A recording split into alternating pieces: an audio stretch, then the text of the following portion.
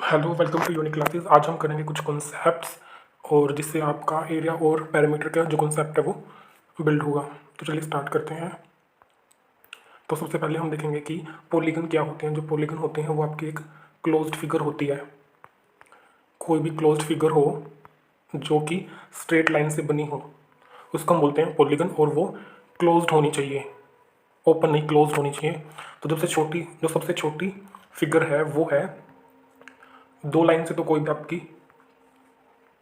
Figure नहीं बनेगी। अगर आप एक थर्ड लाइन और मिला देंगे तो बनेगा ट्रायंगल। तो सबसे स्मॉलेस्ट जो पॉलीगन है वो आपका ट्रायंगल है, और ट्रायंगल में आपके 3 एंगल्स होते हैं जो कि दो लाइंस को मिला करके बनते हैं। यहाँ पर ये दो लाइंस मिल रही हैं तो यहाँ पर एक एंगल बन रहा है। तो ट्रायंगल में 3 एंगल होते हैं। उसके बाद जो फोर्थ, चार जो नंबर, जो चार साइड से या एजिस से, साइड का मतलब होता है एजिस, चार साइड से या फिर एजिस से जो नेक्स्ट फिगर बनती है वो बनती है क्वाड्रिलेटरल। और जो क्वाड्रिलेटरल होता है,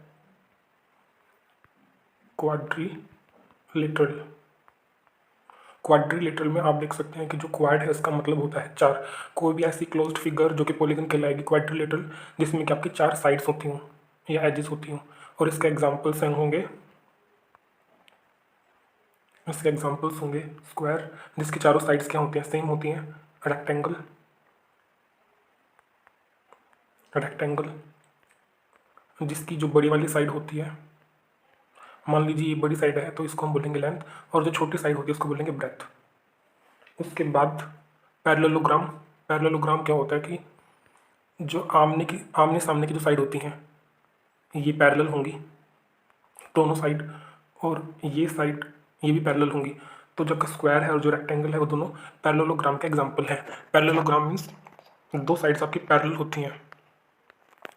पैरेलल साइड आपने पढ़ा होगा ज्योमेट्री में कि जो कभी भी मिलती नहीं है। तो ये दो होगी पैरेलल साइड्स, और इसी से मिलाकर बना है पैरेललोग्राम। तो इसमें जो ये साइड है ये भी पैरेलल होती हैं, और ये साइड है ये भी पैरेलल होती है। इसका मतलब दो आमने सामने जो है साइड्स हैं वो पैरेलल होंगी पैरेललोग्राम में। उसके बाद रेक्टेंगल हो गया, स्क्वायर हो गया, पैरेललोग्राम आपने देख लिया। पैरेललोग्राम के साथ एक और एग्जांपल है पैरेललोग्राम का, जो कि है रोम्बस। रोम्बस में क्या होता है कि आपकी सभी की सभी जो साइड्स होती हैं वो सेम होती हैं। और स्क्वायर से क्या डिफरेंट है, जो स्क्वायर होता है उसमें चारों के चारों इसमें भी साइड सेम होती हैं, लेकिन जो ये एंगल्स होते हैं ये 90 डिग्री के होते हैं स्क्वायर में।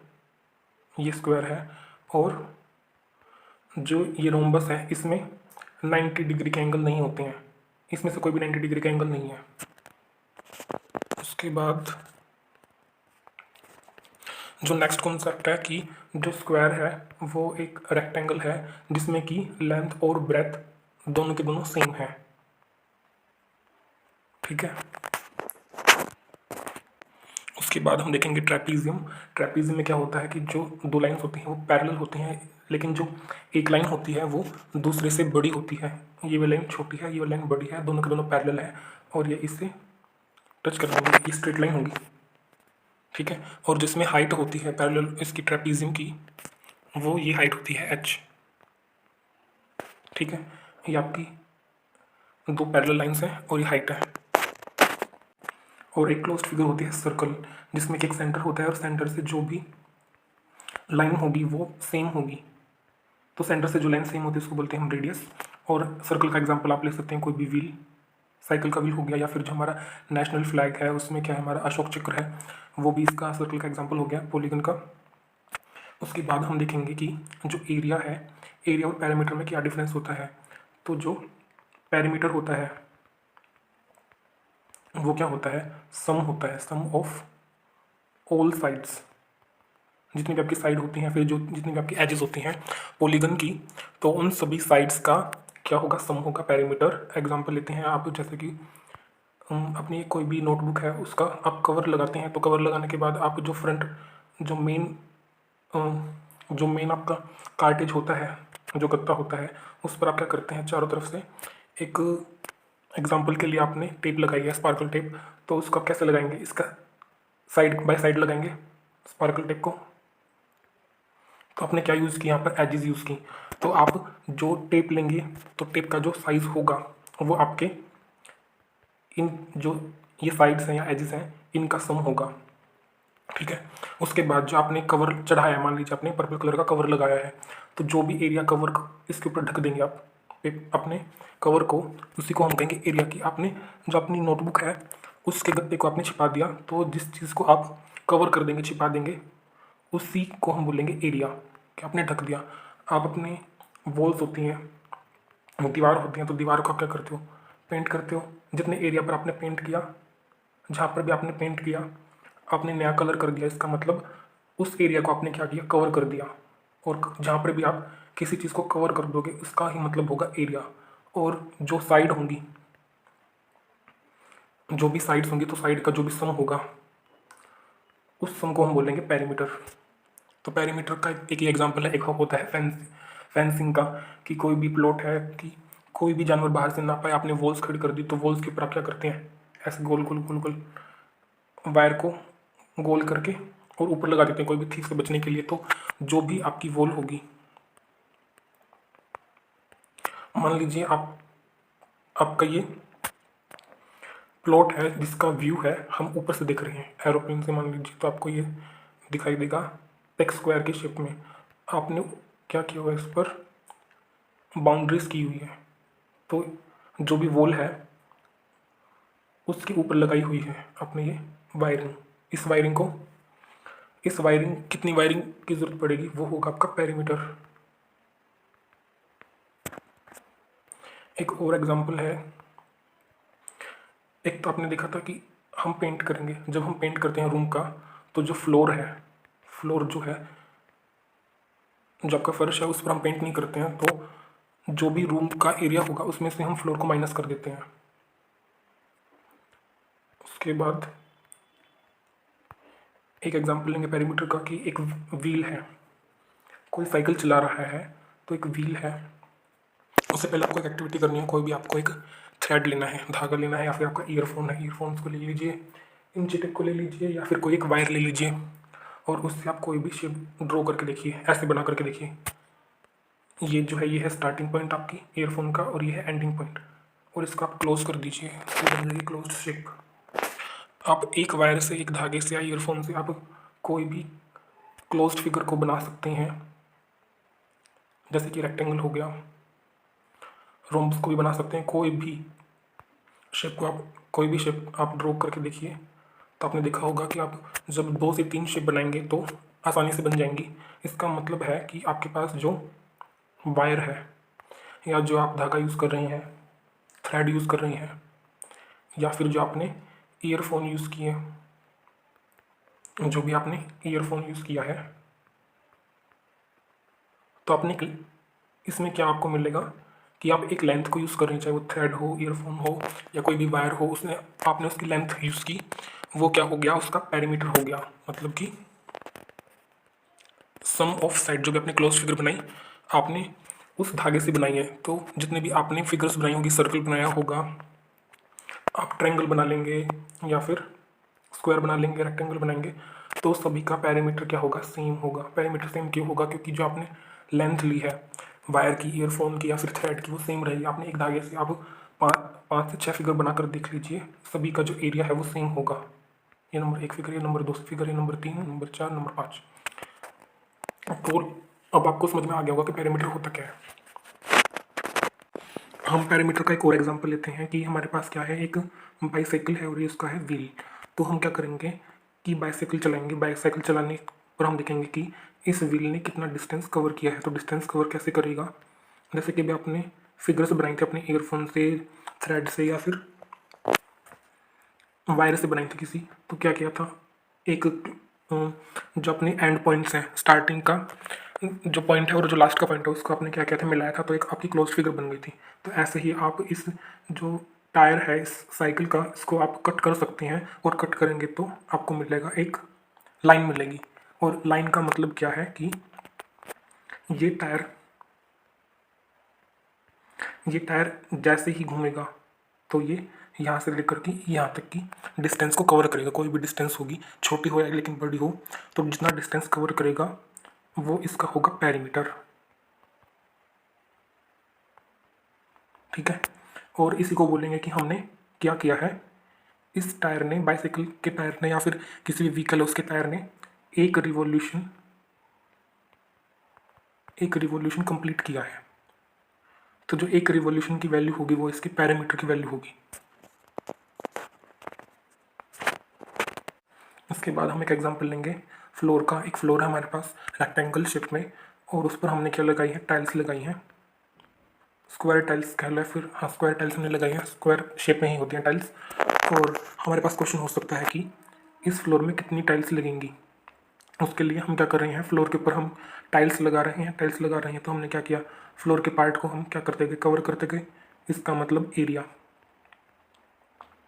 हम एरिया का यूज़ करेंगे, हम फ्लोर का एरिया निकालेंगे जो कि ज़्यादा होगा, और उसी के लिए हमें क्या करनी पड़ेंगी, टाइल्स लगाएंगे हम फ्लोर पर। तो हम मानते हैं हमने n नंबर या फिर x नंबर हमने क्या लगा दी, टाइल्स कवर कर दी। तो जो भी टाइल का एरिया होगा हम इसको इंटू करेंगे n नंबर ऑफ टाइल्स से, और वो इक्वल हो जाएगा, हमारे फ्लोर पर लग जाएगा, तो वो फ्लोर के एरिया के इक्वल हो जाएगा। तो हम इस इक्वेशन से सोल्व कर सकते हैं, या फिर आप कहेंगे कि जो n नंबर ऑफ टाइल्स है वो फ्लोर का जो एरिया होगा उसको हम फ्लोर के एरिया से डिवाइड करेंगे टाइल के एरिया को। इससे पहले आपने देखा होगा हमने एक इक्वेशन बनाई थी कि जो ये टाइल है वो यहाँ पर जाकर इनटू थी। तो जो भी इक्वेशन होती है, अगर आपके पास इनटू में कोई चीज़ होती है, a इंटू बी अगर इक्वल टू सी है, इक्वल्स टू सी है, तो जो ये इनटू है इसमें जो भी आपकी डिजिट होगी, नंबर होगा, वो यहाँ पर आकर के दूसरी तरफ में हो जाएगा डिवाइड। और ऐसा ही हुआ था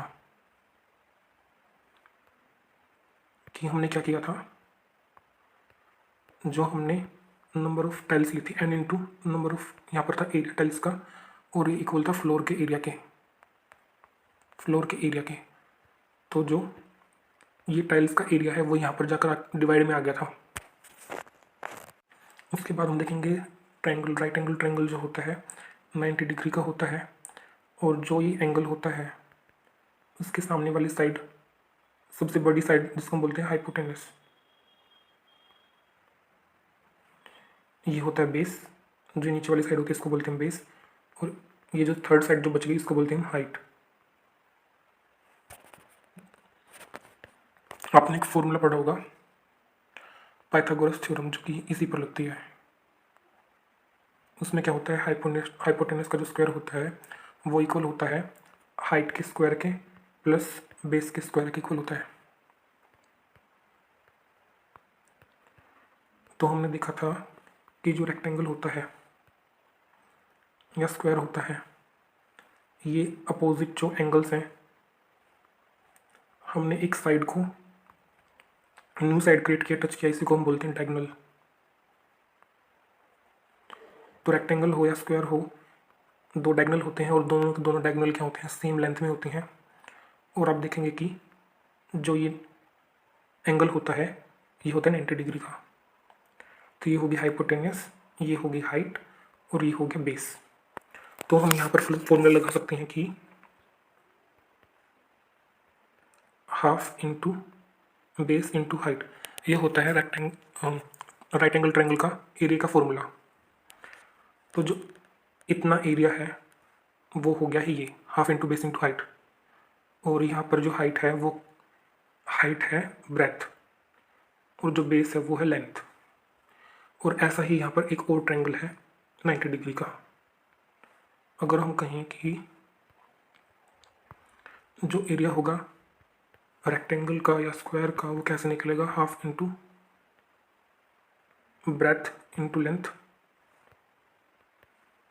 ये हो गया रेक्टेंगल ट्रायंगल, ये हो गया इसकी ब्रेथ, ये लेंथ, और ये हो गया इसका एरिया, और ये हो गया इसका फॉर्मूला। और ऐसा ही एरिया नीचे है सेम बिल्कुल। तो हम कर देंगे इंटू 2, क्योंकि ये हो गए 2 से 2 कट जाएगा, तो एरिया क्या गया, रेक्टेंगल का लेंथ लेंथ इंटू ब्रेथ, ये आ गया एरिया ऑफ रेक्टेंगल। ऐसे ही पाइथागोरस थ्योरम कहीं और भी यूज़ हो सकती है, जहाँ पर एक राइट एंगल ट्रायंगल हो, 90 डिग्री का एरिया हो, 90 डिग्री का ट्रायंगल हो। अगर हमसे पूछते हैं डायगोनल क्या होगा इसका, डायगोनल आपके पास लेंथ है ब्रेथ है, तो जो डायगोनल है रेक्टेंगल का वो होगा, यहाँ पर लगेगी पाइथागोरस थ्योरम, हाइपोटेनस ये सबसे बड़ी लेंथ होगी इस राइट एंगल ट्रायंगल की, तो डायगोनल का जो स्क्वायर होगा hypotenuse as a diagonal, length का स्क्वायर प्लस ब्रेथ का स्क्वायर, और जो यहाँ पर ये स्क्वायर है ये कट करके बन जाएगा अंडर रूट। अगर एक तरफ में आपके पास यहाँ पर ये हमारी इक्वेशन है, अगर यहाँ पर कोई भी चीज़ स्क्वायर में है, स्क्वायर रूट में है, तो यहाँ से हट करके ये दूसरी तरफ अंडर रूट में आ जाएगी स्क्वायर रूट में। तो ये फॉर्मूला हो गया डायगोनल का, rectangle, diagonal of a rectangle. ये पाइथागोरस की हेल्प से हमने निकाला है, इसका एरिया भी हमने पाइथागोरस की हेल्प से देखा है। अगर हम यहाँ पर स्क्वायर की साइड, स्क्वायर का डायगोनल अगर हम यहाँ पर निकालते हैं तो स्क्वायर में क्या होता है, चारों की चारों साइड क्या होती है, सेम होती हैं, इसका मतलब लेंथ सेम है, ब्रेथ सेम है, तो आपका बन गया स्क्वायर। और जो स्क्वायर का डायगोनल होगा तो यहाँ पर लेंथ भी साइड होगी और ब्रेथ भी साइड हो जाएगी, तो S square plus S square क्या हो जाएगा, 2 S square plus S square क्या हो जाएगा, 2 एस स्क्वायर हो जाएगा। तो हम इसको हटा करके यहाँ पर लिख देंगे 2 एस स्क्वायर, और ये एस बाहर आ जाएगा और हो जाएगा अंडर रूट 2। यही फॉर्मूला है डायगोनल के स्क्वायर का, S into under root 2 square of a diagonal. हम कोई भी रेक्टेंगल के फॉर्मूले से स्क्वायर का फॉर्मूला हम निकाल सकते हैं। एरिया ऑफ रेक्टेंगल होता है लेंथ इंटू ब्रेथ, और स्क्वायर में क्या होता है, लेंथ और ब्रेथ सेम होती है, तो एरिया ऑफ स्क्वायर क्या हो जाएगा, लेंथ इक्वल टू साइड है और ब्रेथ भी इक्वल टू क्या है, साइड के बराबर है, तो ये जाएगा S into S means S का स्क्वायर। उसके बाद हमारे पास पेरीमीटर होता है, रेक्टेंगल का perimeter 2 into L plus B. अगर हम इसे स्क्वायर के लिए अगर हम फॉर्मूला बनाएंगे तो हो जाएगा एस प्लस एस, ये होता है 2s, 2